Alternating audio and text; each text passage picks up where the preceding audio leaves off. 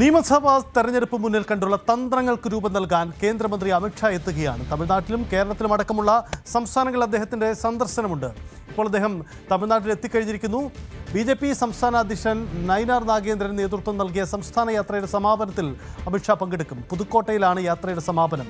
BJP core committee യോഗത്തിലും അമിത്ഷാ പങ്കെടുക്കും. എടപ്പാടി പളനിസ്വാമിയുമായി നാളെ അമിത്ഷാ ചർച്ച നടത്തും എന്നും വിവരം വരുന്നു.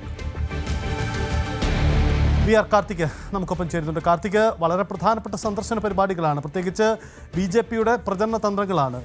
തമിഴ്നാടും കേരളവും ശ്രദ്ധേയമാണ്. എന്താണ് തമിഴ്നാട്ടിലെ BJPയുടെ ഈ നയതന്ത്രം? എന്താണ് അമിത്ഷായുടെ നീക്കം? എങ്ങനെയൊക്കെയാണ്? നിയമസഭാ തെരഞ്ഞെടുപ്പ് മുന്നിൽ കണ്ടുള്ള തന്ത്ര രൂപീകരണത്തിന് BJP തുടക്കം കുറിക്കുകയാണ്. കേന്ദ്ര ആഭ്യന്തരമന്ത്രി അമിത്ഷാ തമിഴ്നാട്ടിൽ ഇന്ന് BJP കോർ കമ്മിറ്റി യോഗത്തിൽ പങ്കെടുക്കും.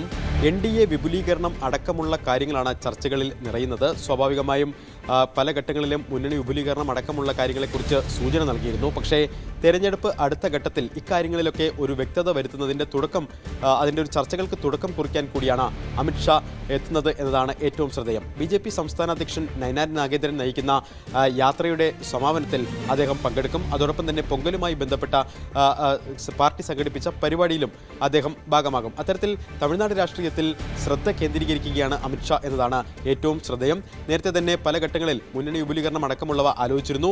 അതിൽ ഏറ്റവും പ്രധാനം DMDKയുമായുള്ള ചർച്ച ഒരുപക്ഷെ നടന്നേക്കും. അതോടൊപ്പം തന്നെ PMKയിൽ ചേരിപ്പോര് രൂക്ഷമാണ്.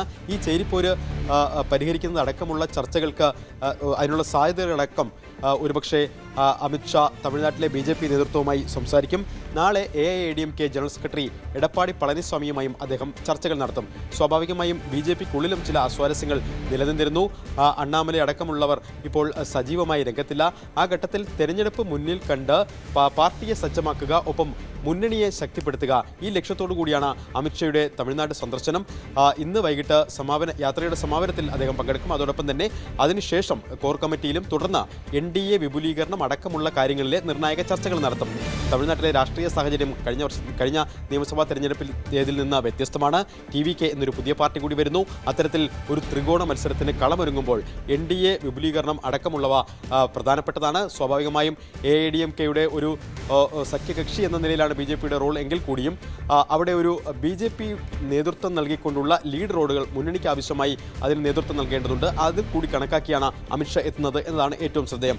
11-ന് അദ്ദേഹം കേരളത്തിലെത്തും. സ്വാഭാവികമായും കഴിഞ്ഞ ദിവസം തന്നെ BJPയുടെ കോർ കമ്മിറ്റി ചേർന്നിരുന്നു. ഇതിനോടകം തന്നെ സ്ഥാനാർത്ഥി ചിത്രം സംബന്ധിച്ച ഏകദേശ ചർച്ചകൾ പാർട്ടിക്കുള്ളിൽ സജീവമായി നടക്കുന്നു.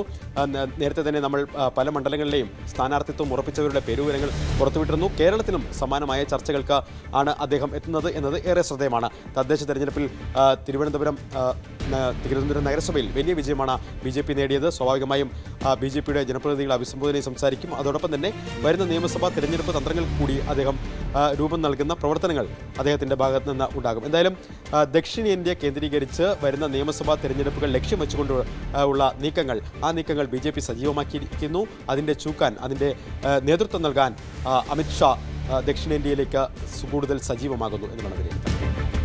അതാണ് സാഹചര്യം. എന്തായാലും അമിത്ഷാ വലിയൊരു ദൗത്യവുമായാണ് എത്തുന്നത്. തമിഴ്നാട്ടിൽ തൊട്ടു പിന്നാലെ കേരളത്തിലും വന്ന് അദ്ദേഹം തെരഞ്ഞെടുപ്പ് തന്ത്രങ്ങൾക്ക് രൂപം നൽകുകയാണ്.